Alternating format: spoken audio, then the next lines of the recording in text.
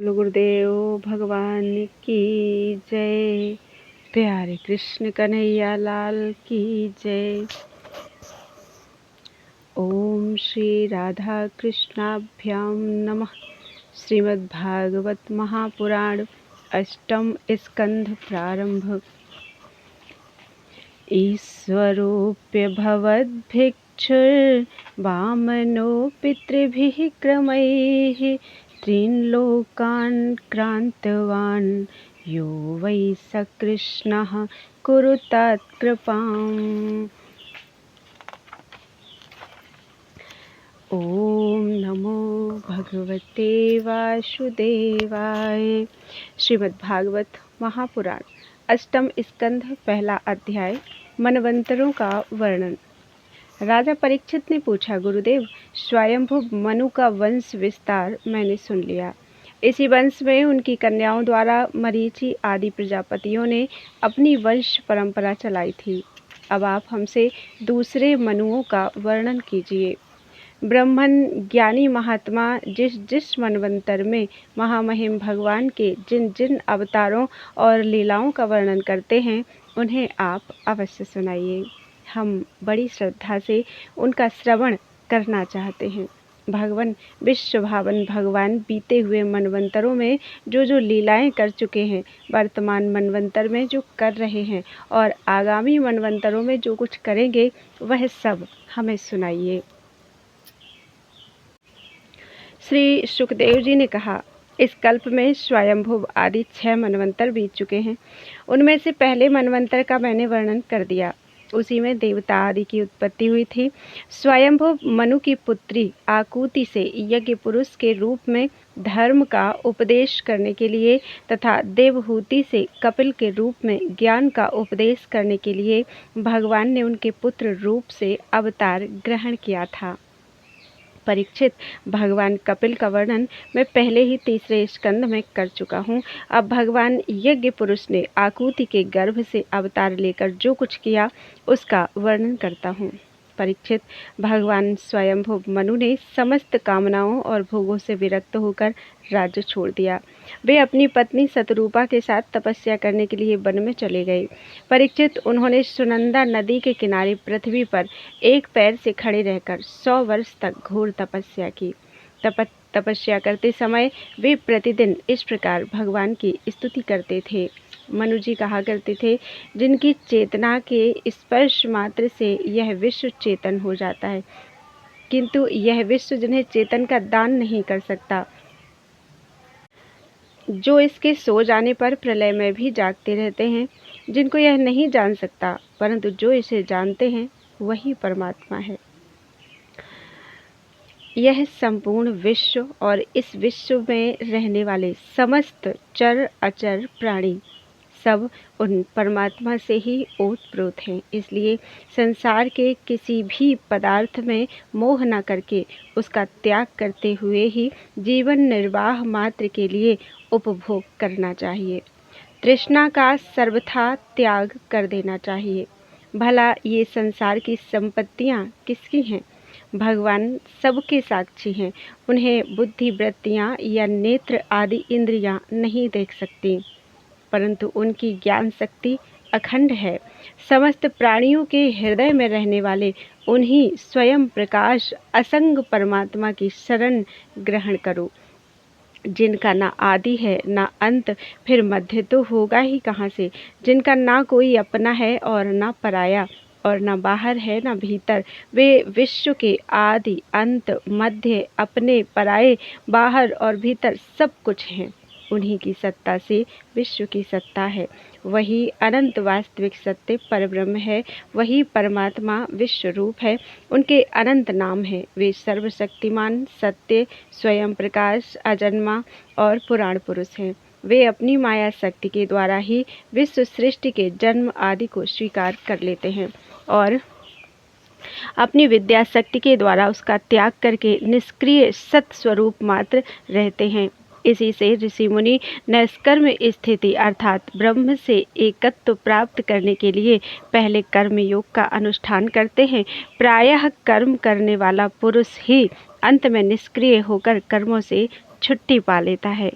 यूँ तो सर्वशक्तिमान भगवान भी कर्म करते हैं, परंतु वे आत्मलाभ से पूर्ण काम होने के कारण उन कर्मों में आसक्त नहीं होते। अतः उन्हीं का अनुसरण करके अनासक्त रहकर कर्म करने वाले भी कर्म बंधन से मुक्त ही रहते हैं। भगवान ज्ञान स्वरूप हैं, इसलिए उनमें अहंकार का लेस भी नहीं है। वे सर्वतः परिपूर्ण हैं, इसलिए उन्हें किसी वस्तु की कामना नहीं है। वे बिना किसी की प्रेरणा से स्वच्छंद रूप से ही कर्म करते हैं। वे अपनी ही बनाई हुई मर्यादा में स्थित रहकर अपने कर्मों के द्वारा मनुष्यों को शिक्षा देते हैं। वे ही समस्त धर्मों के प्रवर्तक और उनके जीवन दाता हैं। मैं उन्हीं प्रभु की शरण में हूँ। श्री सुखदेव जी कहते हैं, परीक्षित, एक बार स्वयंभु मनु एकाग्र चित्त से इस मंत्रमय उपनिषद स्वरूप श्रुति का पाठ कर रहे थे। उन्हें नींद में अचेत होकर बड़बड़ाते जान भूखे असुर और राक्षस खा डालने के लिए उन पर टूट पड़े। यह देखकर अंतर्यामी भगवान यज्ञ पुरुष अपने पुत्र याम नामक देवताओं के साथ वहां आए। उन्होंने उन खा डालने के निश्चय से आए हुए असुरों का संहार कर डाला और फिर वे इंद्र के पद पर प्रतिष्ठित होकर स्वर्ग का शासन करने लगे। परीक्षित, दूसरे मनु हुए स्वारोचिष। वे अग्नि के पुत्र थे। उनके पुत्रों के नाम थे ध्युमान, सुषेण और रोचिष्मान आदि। उस मनवंतर में इंद्र का नाम था रोचन। प्रधान देवगण थे तुषित आदि। ऊर्जस, स्तंभ आदि वेदवादी गण सप्त ऋषि थे। उस मनवंतर में वेदसिरा नाम के ऋषि की पत्नी तुषिता थी। उनके गर्भ से भगवान ने अवतार ग्रहण किया और विभु नाम से प्रसिद्ध हुए। वे आजीवन नैष्ठिक ब्रह्मचारी रहे। उन्हीं के आचरण से शिक्षा ग्रहण करके 88,000 व्रतनिष्ठ ऋषियों ने भी ब्रह्मचर्य व्रत का पालन किया। तीसरे मनु थे उत्तम। वे प्रियव्रत के पुत्र थे। उनके पुत्रों के नाम थे पवन, संजय, यज्ञहोत्र आदि। उस मनवंतर में वशिष्ठ जी के प्रमद आदि 7 पुत्र सप्त ऋषि थे। सत्य, वेदश्रुत और भद्र नामक देवताओं के प्रधान गण थे और इंद्र का नाम था सत्यजित। उस समय धर्म की पत्नी सुनृता के गर्भ से पुरुषोत्तम भगवान ने सत्यसेन के नाम से अवतार ग्रहण किया था। उनके साथ सत्यव्रत नाम के देवगण भी थे। उस समय के इंद्र सत्यजित के सखा बनकर भगवान ने असत्यपरायण, दुष्शील और दुष्ट यक्षों, राक्षसों एवं जीवद्रोही भूत गणों का संहार किया। चौथे मनु का नाम था तामस। वे तीसरे मनु उत्तम के सगे भाई थे। उनके पृथु, ख्याति, नर, केतु इत्यादि 10 पुत्र थे। सत्यक, हरि और वीर नामक देवताओं के प्रधान गण थे। इंद्र का नाम था त्रिशिख। उस मनवंतर में ज्योतिर्धाम आदि सप्तऋषि थे। परीक्षित, उस तामस नाम के मनवंतर में विद्रति के पुत्र वैधृति नाम के और भी देवता हुए। उन्होंने समय के फेर से नष्ट प्राय वेदों को अपनी शक्ति से बचाया था, इसीलिए वे वैधृति कहलाए।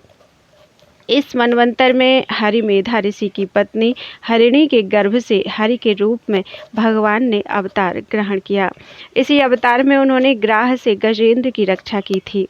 राजा परीक्षित ने पूछा, मुनिवर, हम आपसे यह सुनना चाहते हैं कि भगवान ने गजेंद्र को ग्राह के फंदे से कैसे छुड़ाया था।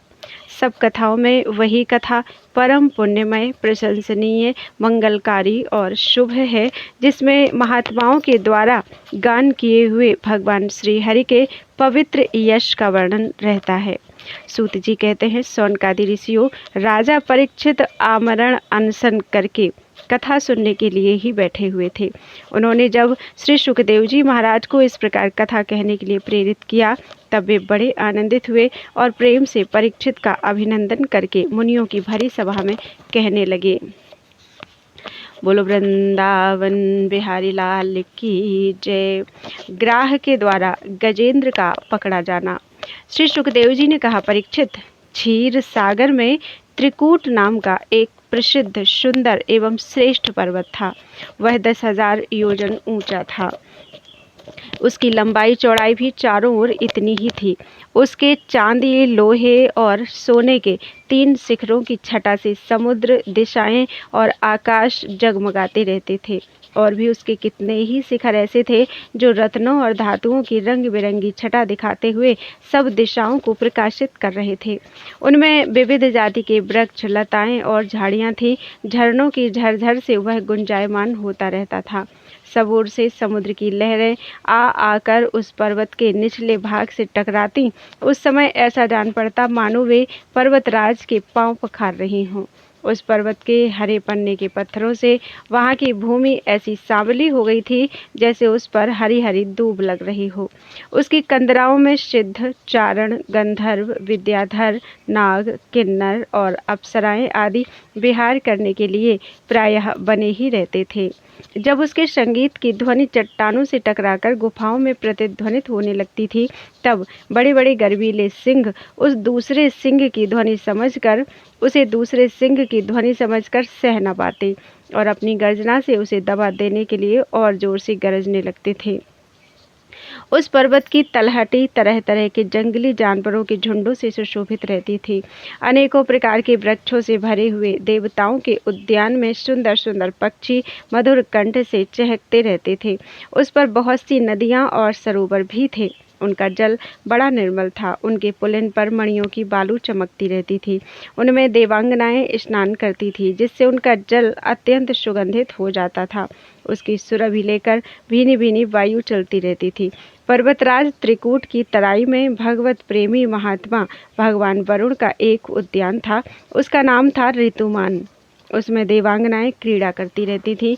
उसमें सब ओर ऐसे दिव्य वृक्ष शोभायमान थे जो फलों और फूलों से सर्वदा लदे ही रहते थे। उस उद्यान में मंदार, पारिजात, गुलाब, अशोक, चंपा, तरह तरह के आम, पयाल, कटहल, आमड़ा, सुपारी, नारियल, खजूर, बिजौरा, महुआ, साखू, ताड़, तमाल, असन, अर्जुन, रीठा, गूलर, पाकर, बरगद, पलाश, चंदन, नीम, कचनार, साल, देवदारू, दाख, ईख, केला, जामुन, बेर, रुद्राक्ष, हर्रे, आंवला, बेल, कैथ, नींबू और भिलावे आदि के वृक्ष लहराते रहते थे। उस उद्यान में एक बड़ा भारी सरोवर था। उसमें सुनहले कमल खिल रहे थे और भी विविध जाति के कुमुद, उत्पल, कल्हार, सतदल आदि कमलों की अनूठी छटा छिटक रही थी। मतवाले भौरे गूंज रहे थे। मनोहर पक्षी कलरव कर रहे थे। हंस, कारंडव, चक्रवाक और सारस दल के दल भरे हुए थे। पनडुब्बी, बतख और पपीहे कूज रहे थे। मछली और कछुओं के चलने से कमल के फूल हिल जाते थे, जिससे उनका पराग झड़कर जल को सुंदर और सुगंधित बना देता था। कदम्ब, बेंत, नरकुल, कदम्बलता, बेन आदि वृक्षों से वह घिरा था। कुंद, कुरबक, कटसरैया, अशोक, सिरस, बनमल्लिका, लिसौड़ा, हरश्रृंगार, सोनजूही, नाग, पुन्नाग, जाति, मल्लिका, सतपत्र, माधवी और मोगरा आदि सुंदर सुंदर वृक्ष, पुष्प वृक्ष एवं तट के दूसरे वृक्षों से भी जो प्रत्येक ऋतु में हरे भरे रहते थे, वह सरोवर शोभायमान रहता था। उस पर्वत के घोर जंगल में बहुत सी हथनियों के साथ एक गजेंद्र निवास करता था। वह बड़े बड़े शक्तिशाली हाथियों का सरदार था। एक दिन वह उसी पर्वत पर अपनी हथनियों के साथ कांटे वाले कीचक, बांस, बेंत, बड़ी बड़ी झाड़ियों और पेड़ों को रौंदता हुआ घूम रहा था। उसकी गंध मात्र से सिंह, हाथी, बाघ, गैंडे आदि हिंस्र जंतु, नाग तथा काले गोरे शरभ और चमरी गाय आदि डरकर भाग जाया करते थे और उसकी कृपा से भेड़िए, सूअर, भैंसें, रीछ, शल्य, लंगूर तथा कुत्ते, बंदर, हरिण और खरगोश आदि क्षुद्र जीव सब कहीं निर्भय विचरते रहते थे। उसके पीछे पीछे हाथियों के छोटे छोटे बच्चे दौड़ रहे थे। बड़े बड़े हाथी और हथनियां भी उसे घेरे हुए चल रही थी। उसकी धमक से पहाड़ एक बारगी कांप उठता था। उसके गंडस्थल से टपकते हुए मद का पान करने के लिए साथ साथ भौरे उड़ते जा रहे थे। मद के कारण उसके नेत्र विह्वल हो रहे थे। बड़े जोर की धूप थी, इसलिए वह व्याकुल हो गया और उसे तथा उसके साथियों को प्यास भी सताने लगी। उस समय दूर से ही कमल के पराग से सुवासित वायु की गंध सूंघकर वह उसी सरोवर की ओर चल पड़ा। जिसकी शीतलता और सुगंध लेकर वायु आ रही थी। थोड़ी ही देर में वेग से चलकर वह सरोवर के तट पर जा पहुंचा। उस सरोवर का जल अत्यंत निर्मल एवं अमृत के समान मधुर था। सुनहले और अरुण कमलों की केसर से वह महक रहा था। गजेंद्र ने पहले तो उसमें घुसकर अपनी सूंड से उठाकर जी भरकर जल पिया। फिर उस जल में स्नान करके अपनी थकान मिटाई। गजेंद्र गृहस्थ पुरुषों की भांति मोहग्रस्त होकर अपनी सूंड से जल की फुहारें छोड़कर साथ की हथिनियों और बच्चों को नहलाने लगा तथा उनके मुंह में सूंड डालकर जल पिलाने लगा। भगवान की माया से मोहित हुआ गजेंद्र उन्मत्त हो रहा था। उस बेचारे को इस बात का पता ही नहीं था कि मेरे सिर पर बहुत बड़ी विपत्ति मंडरा रही है। परीक्षित, गजेंद्र जिस समय इतना उन्मत्त हो रहा था, उसी समय प्रारब्ध की प्रेरणा से एक बलवान ग्राह ने क्रोध में भरकर उसका पैर पकड़ लिया। इस प्रकार अकस्मात विपत्ति में पड़कर उस बलवान गजेंद्र ने अपनी शक्ति के अनुसार अपने को छुड़ाने की बड़ी चेष्टा की, परंतु छुड़ा न सका। दूसरे हाथी हथिनियों और उनके बच्चों ने देखा कि उनके स्वामी को बलवान ग्राह बड़े वेग से खींच रहा है और वे बहुत घबरा रहे हैं। उन्हें बड़ा दुख हुआ। वे बड़ी विकलता से चिल्लाने लगे। बहुतों ने उसे सहायता पहुंचाकर जल से बाहर निकाल लेना चाहा, परंतु इसमें वे भी असमर्थ रहे। गजेंद्र और ग्राह अपनी अपनी पूरी शक्ति लगाकर भिड़े हुए थे।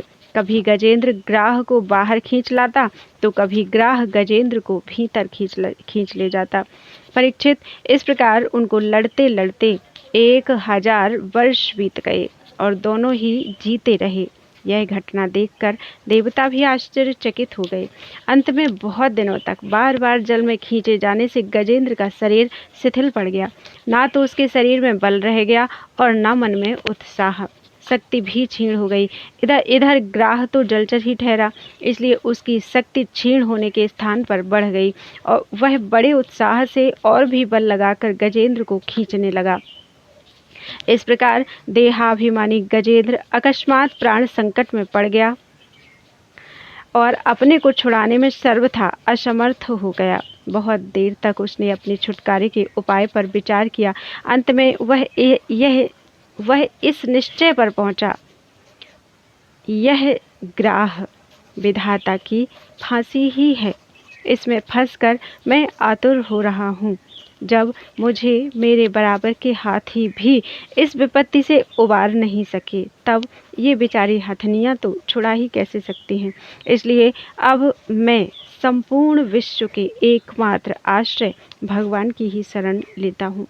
काल बड़ा बली है। यह सांप के समान बड़े प्रचंड वेग से सबको निगल जाने के लिए दौड़ता ही रहता है। इससे अत्यंत भयभीत होकर जो कोई भगवान की शरण में चला जाता है, उसे वे प्रभु अवश्य बचा लेते हैं। उनके भय से भीत होकर मृत्यु भी अपना काम ठीक ठीक पूरा करता है। वही प्रभु सबके आश्रय हैं। मैं उन्हीं की शरण ग्रहण करता हूँ।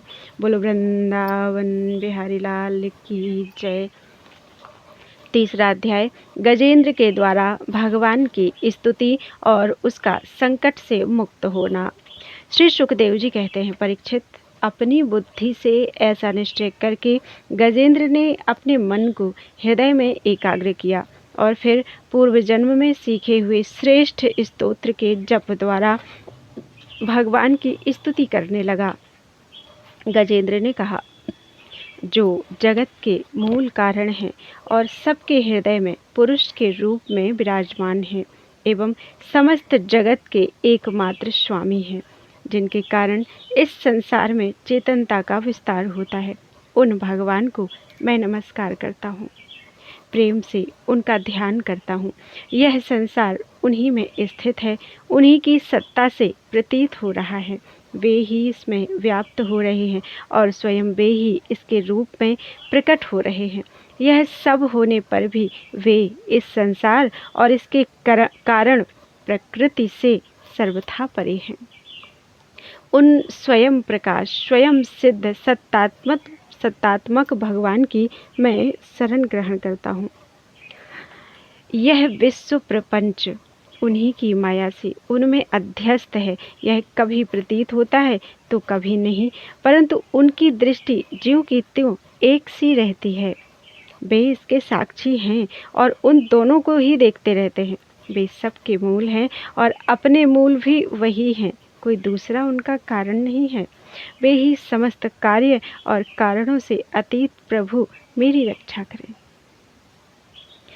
प्रलय के समय लोकपाल और इन सब के कारण संपूर्ण रूप से नष्ट हो जाते हैं। उस समय केवल अत्यंत घना और गहरा अंधकार ही अंधकार रहता है, परंतु अनंत परमात्मा उससे सर्वथा परे विराजमान रहते हैं। वे ही प्रभु मेरी रक्षा करें। उनकी लीलाओं का रहस्य जानना बहुत ही कठिन है। वे नट की भांति अनेकों वेश धारण करते हैं। उनके वास्तविक स्वरूप को ना तो देवता जानते हैं और ना ऋषि ही जानते हैं।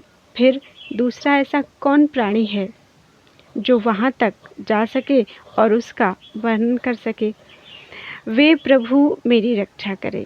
जिनके परम मंगलमय स्वरूप का दर्शन करने के लिए महात्मागण संसार की समस्त आसक्तियों का परित्याग कर देते हैं और वन में जाकर अखंड भाव से ब्रह्मचर्य आदि अलौकिक व्रतों का पालन करते हैं तथा अपने आत्मा को सबके हृदय में विराजमान देखकर स्वाभाविक ही सबकी भलाई करते हैं। वे ही मुनियों के सर्वस्व भगवान मेरे सहायक हैं। वे ही मेरी गति हैं। ना उनके जन्म कर्म है और ना नाम रूप। फिर उनके संबंध में गुण और दोष की तो कल्पना ही कैसे की जा सकती है। फिर भी विश्व की सृष्टि और संहार करने के लिए समय समय पर वे उन्हें अपनी माया से स्वीकार करते हैं। कहीं अनंत शक्तिमान सर्वैश्वर्यमय परब्रह्म परमात्मा को उन्हीं अनंत शक्तिमान सर्वैश्वर्यमय परब्रह्म परमात्मा को मैं नमस्कार करता हूँ। स्वयं प्रकाश सबके साक्षी परमात्मा को मैं नमस्कार करता हूँ। मैं उनके चरणों में नमस्कार करता हूँ। उनके कर्म अत्यंत आश्चर्यमय हैं। वे अरूप होने पर भी बहुरूप हैं। जो मन, वाणी और चित्त से अत्यंत दूर हैं, उन परमात्मा को मैं नमस्कार करता हूँ। विवेकी पुरुष कर्म संन्यास अथवा कर्म समर्पण के द्वारा अपना अंतःकरण शुद्ध करके जिन्हें प्राप्त करते हैं तथा जो स्वयं तो नित्य मुक्त परमानंद एवं ज्ञान स्वरूप है ही, दूसरों को कैवल्य मुक्ति देने की सामर्थ्य भी केवल उन्हीं में है, उन प्रभु को मैं नमस्कार करता हूँ। जो सत्व रज तम इन 3 गुणों का धर्म स्वीकार करके क्रमशः शांत, घोर और मूढ़ अवस्था भी धारण करते हैं, उन भेद रहित समभाव से स्थित एवं ज्ञान घन प्रभु को मैं बार बार नमस्कार करता हूँ। आप स्वयं ही अपने कारण हैं। पुरुष और मूल प्रकृति के रूप में भी आप ही हैं। आपको मेरे बार बार नमस्कार। आप समस्त इंद्रिय और उनके विषयों के दृष्टा हैं, समस्त प्रतीतियों के आधार हैं। अहंकार आदि छाया रूप असत वस्तुओं के द्वारा आपका ही अस्तित्व प्रकट होता है। समस्त वस्तुओं की सत्ता के रूप में भी केवल आप ही भास रहे हैं। मैं आपको नमस्कार करता हूँ। आप सबके मूल कारण हैं। आपका कोई कारण नहीं है तथा कारण होने पर भी आप में विकार या परिणाम नहीं होता। इसलिए आप अनोखे कारण हैं। आपको मेरा बार बार नमस्कार है। जैसे समस्त नदी, झरने आदि का परम आश्रय समुद्र है, वैसे ही आप समस्त वेद और शास्त्रों के परम तात्पर्य हैं। आप मोक्ष स्वरूप हैं और समस्त संत आपकी ही शरण ग्रहण करते हैं। अतः आपको मैं नमस्कार करता हूँ। जैसे यज्ञ के काष्ठ अरण्य में अग्नि गुप्त रहती है, वैसे ही आपने अपने ज्ञान को गुणों की माया से ढक रखा है। गुणों में क्षोभ होने पर उनके द्वारा विविध प्रकार की सृष्टि रचना का आप संकल्प करते हैं। जो लोग कर्म संन्यास अथवा कर्म समर्पण के द्वारा आत्म तत्व की भावना करके वेद शास्त्रों से ऊपर उठ जाते हैं, उनके आत्मा के रूप में आप स्वयं ही प्रकाशित हो जाते हैं। आपको मैं नमस्कार करता हूँ। जैसे कोई दयालु पुरुष फंदे में पड़े हुए पशु का बंधन काट दे, वैसे ही आप मेरे जैसे शरणागतों की फांसी काट देते हैं। आप नित्य मुक्त हैं, परम करुणामय हैं और भक्तों का कल्याण करने में आप कभी आलस्य नहीं करते। आपके चरणों में मेरा नमस्कार है। समस्त प्राणियों के हृदय में अपने अंश के द्वारा अंतरात्मा के रूप में आप उपलब्ध होते रहते हैं। आप सर्वैश्वर्य पूर्ण एवं अनंत हैं। आपको मैं नमस्कार करता हूँ। जो लोग शरीर, पुत्र, गुरुजन, गृह, संपत्ति और स्वजनों में आसक्त हैं, उन्हें आपकी प्राप्ति अत्यंत कठिन है, क्योंकि आप स्वयं गुणों की आसक्ति से रहित हैं। जीवन मुक्त पुरुष अपने हृदय में आपका निरंतर चिंतन करते रहते हैं। उन सर्वैश्वर्य पूर्ण ज्ञान स्वरूप भगवान को मैं नमस्कार करता हूँ। धर्म, अर्थ, काम और मोक्ष की कामना से मनुष्य उन्हीं का भजन करके अपनी अभीष्ट वस्तु प्राप्त कर लेते हैं। इतना ही नहीं, वे उनको सभी प्रकार का सुख देते हैं और अपने ही जैसा अविनाशी पार्षद शरीर भी देते हैं।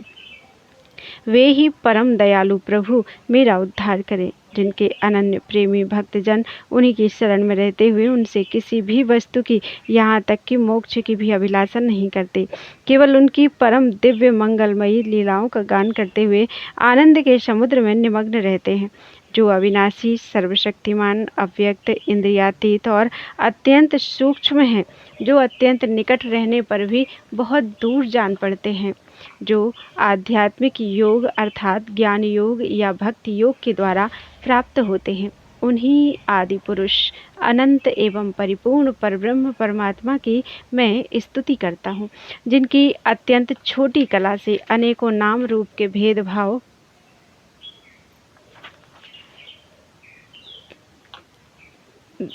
से युक्त ब्रह्मा आदि देवता, वेद और चराचर लोकों की सृष्टि हुई है।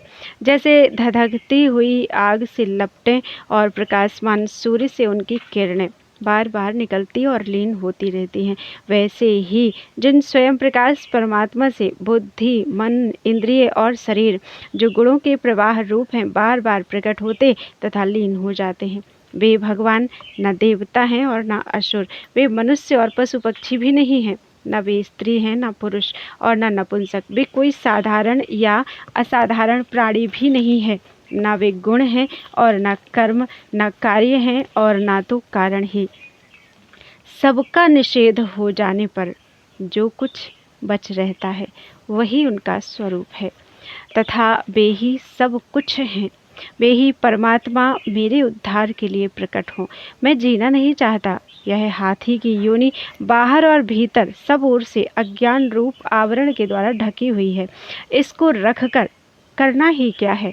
मैं तो आत्म प्रकाश को ढकने वाले उस अज्ञान रूप आवरण से छूटना चाहता हूँ, जो कालक्रम से अपने आप नहीं छूट सकता, जो केवल भगवत कृपा अथवा तत्व ज्ञान के द्वारा ही नष्ट होता है। इसलिए मैं उन परब्रह्म परमात्मा की शरण में हूँ, जो विश्व रहित होने पर भी विश्व के रचयिता और विश्व रूप हैं, साथ ही जो विश्व की अंतरात्मा के रूप में विश्व रूप सामग्री से क्रीड़ा भी करते रहते हैं। उन अजन्मा परम पद स्वरूप ब्रह्म को मैं नमस्कार करता हूँ। योगी लोग योग के द्वारा कर्म वासना और कर्म फल को भस्म करके अपने योग शुद्ध हृदय में जिन योगेश्वर भगवान का साक्षात्कार करते हैं, उन प्रभु को मैं नमस्कार करता हूँ। प्रभु, आपकी तीन शक्तियों सत्व, रज और तम के रागादि वेग असह्य हैं। समस्त इंद्रियों और मन के विषयों के रूप में भी आप ही प्रतीत हो रहे हैं। इसलिए जिनकी इंद्रियां वश में नहीं हैं, वे तो आपकी प्राप्ति का मार्ग भी नहीं पा सकते। आपकी शक्ति अनंत है। आप शरणागत वत्सल हैं। आपको मैं बार बार नमस्कार करता हूँ। आपकी माया अहम बुद्धि से आत्मा का स्वरूप ढक गया है। इसी से यह जीव अपने स्वरूप को नहीं जान पाता। आपकी महिमा अपार है। उन सर्वशक्तिमान एवं माधुर्य निधि भगवान की मैं शरण में हूँ। श्री सुखदेव जी कहते हैं, परीक्षित, गजेंद्र ने बिना किसी भेदभाव के निर्विशेष रूप से भगवान की स्तुति की थी। इसलिए भिन्न भिन्न नाम और रूप को अपना स्वरूप मानने वाले ब्रह्मा आदि देवता उसकी रक्षा करने के लिए नहीं आए। उस समय सर्वात्मा होने के कारण सर्वदेव स्वरूप स्वयं भगवान श्री हरि प्रकट हो गए। विश्व के एकमात्र आधार भगवान ने देखा कि गजेंद्र अत्यंत पीड़ित हो रहा है, अतः उसकी स्तुति सुनकर वेदमय गरुड़ पर सवार होकर चक्रधारी भगवान बड़ी शीघ्रता से वहां के लिए चल दिए जहां गजेंद्र अत्यंत संकट में पड़ा हुआ था। उनके साथ स्तुति करते हुए देवता भी आए। सरोवर के भीतर बलवान ग्राह ने गजेंद्र को पकड़ रखा था और वह अत्यंत व्याकुल हो रहा था। जब उसने देखा कि आकाश में गरुड़ पर सवार होकर हाथ में चक्र लिए भगवान श्री हरि आ रहे हैं, तब अपनी सूंड में कमल का एक सुंदर पुष्प लेकर उसने ऊपर को उठाया और बड़े कष्ट से बोला, नारायण जगत गुरु भगवान, आपको नमस्कार है। जब भगवान ने देखा कि गजेंद्र अत्यंत पीड़ित हो रहा है, तब वे एक बार ही गरुड़ को छोड़कर कूद पड़े और कृपा करके गजेंद्र के साथ ही ग्राह को भी बड़ी शीघ्रता से सरोवर से बाहर निकाल लाए। फिर सब देवताओं के सामने ही भगवान श्री हरि ने चक्र से ग्राह का मुंह फाड़ डाला और गजेंद्र को छुड़ा दिया। बोलो वृंदावन बिहारी लाल की जय। चौथा अध्याय, गज और ग्राह का पूर्व चरित्र तथा उनका उद्धार। श्री सुखदेव जी कहते हैं, परीक्षित, उस समय ब्रह्मा, शंकर आदि देवता, ऋषि और गंधर्व श्री हरि भगवान के इस कर्म की प्रशंसा करने लगे तथा उनके ऊपर फूलों की वर्षा करने लगे। स्वर्ग में दुंदुभियां बजने लगीं, गंधर्व नाचने गाने लगे, ऋषि, चारण और सिद्धगण भगवान पुरुषोत्तम की स्तुति करने लगे। इधर वह ग्राह तुरंत ही परम आश्चर्यमय दिव्य शरीर से संपन्न हो गया।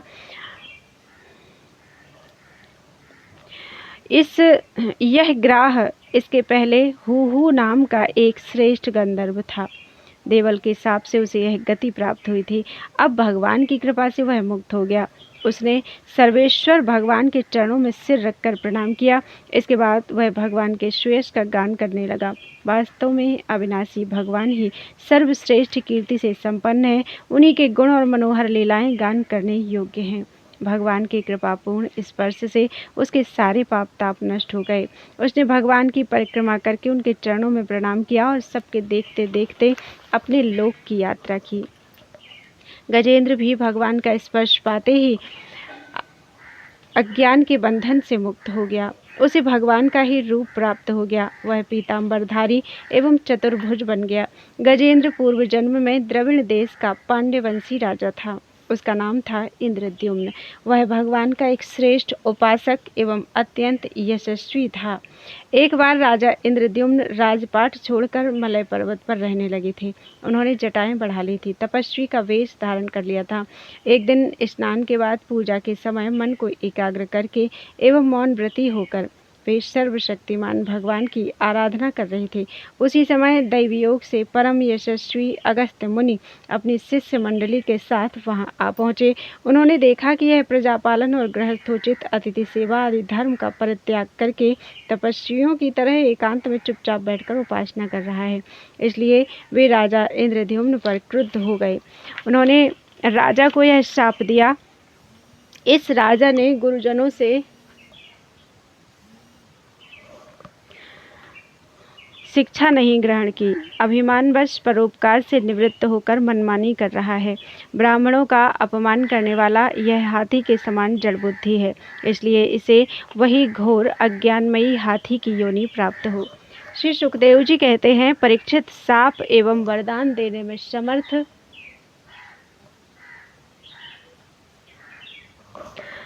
अगस्त्य ऋषि इस प्रकार शाप देकर अपनी शिष्य मंडली के साथ वहां से चले गए। राजर्षि इंद्रद्युम्न ने यह समझकर संतोष किया कि यह मेरा प्रारब्ध ही था। इसके बाद आत्मा की विस्मृति करा देने वाली हाथी की योनि उन्हें प्राप्त हुई। परंतु भगवान की आराधना का ऐसा प्रभाव है कि हाथी होने पर भी उन्हें भगवान की स्मृति हो ही गई। भगवान श्री हरि ने इस प्रकार गजेंद्र का उद्धार करके उसे अपना पार्षद बना लिया। गंधर्व, सिद्ध, देवता उनकी इस लीला का गान करने लगे और वे पार्षद रूप गजेंद्र को साथ लेकर गरुड़ पर सवार होकर अपने अलौकिक धाम को चले गए। कुरुवंश शिरोमणि परीक्षित, मैंने भगवान श्री कृष्ण की महिमा तथा गजेंद्र के उद्धार की कथा तुम्हें सुना दी। यह प्रसंग सुनने वालों के कलिमल और दुष्स्वप्न को मिटाने वाला एवं यश, उन्नति और स्वर्ग देने वाला है। इसी से कल्याणकामी द्विजगण दुष्स्वप्न आदि की शांति के लिए प्रातःकाल जगते ही पवित्र होकर इसका पाठ करते हैं। परीक्षित, गजेंद्र की स्तुति से प्रसन्न होकर सर्वव्यापक एवं सर्वभूत स्वरूप श्रीहरि भगवान ने सब लोगों के सामने ही उसे यह बात कही थी। श्री भगवान ने कहा, जो लोग रात के पिछले पहर में उठकर इंद्रिय निग्रह पूर्वक एकाग्र चित्त से मेरा, तेरा तथा इस सरोवर, पर्वत एवं कंदरा, वन, बैंत, कीचक और बांस के झुरमुट, यहाँ के दिव्य वृक्ष तथा पर्वत शिखर, मेरे ब्रह्मा जी और शिव जी के निवास स्थान, मेरे प्यारे धाम क्षीर सागर, प्रकाशमय श्वेत द्वीप, श्रीवत्स, कौस्तुभमणि, बनमाला, मेरी कौमोदकी गदा, सुदर्शन चक्र, पांचजन्य शंख, पक्षीराज गरुण, मेरे सूक्ष्म कला स्वरूप शेष जी, मेरे आश्रय में रहने वाली लक्ष्मी देवी, ब्रह्मा जी, देवर्षि नारद, शंकर जी तथा भक्तराज प्रहलाद, मत्स्य, कच्छप, वराह आदि अवतारों में किए हुए मेरे अनंत पुण्यमय चरित्र, सूर्य, चंद्रमा, अग्नि, ओमकार, सत्य, मूल प्रकृति, गौ, ब्राह्मण, अविनाशी, सनातन धर्म, सोम, कश्यप और धर्म की पत्नी दक्ष कन्याएं, गंगा, सरस्वती, अलकनंदा, यमुना, ऐरावताती, भक्त शिरोमणि ध्रुव, 7 ब्रह्मर्षि और पवित्र कीर्ति, नल, युधिष्ठिर, जनक आदि महापुरुषों का स्मरण करते हैं, वे समस्त पापों से छूट जाते हैं, क्योंकि ये सब के सब मेरे ही रूप हैं। प्यारे गजेंद्र, जो लोग ब्राह्म मुहूर्त में जग कर तुम्हारी की हुई स्तुति से मेरा स्तवन करेंगे, मृत्यु के समय उन्हें मैं निर्मल बुद्धि का दान करूंगा। श्री सुखदेव जी कहते हैं, परीक्षित, भगवान श्री कृष्ण ने ऐसा कहकर देवताओं को आनंदित करते हुए अपना श्रेष्ठ शंख बजाया और गरुड़ पर सवार हो गए। बोलो वृंदावन बिहारी लाल की जय। त्वदीयं वस्तु गोविंदम तुभ्यमेव समर्पितम्।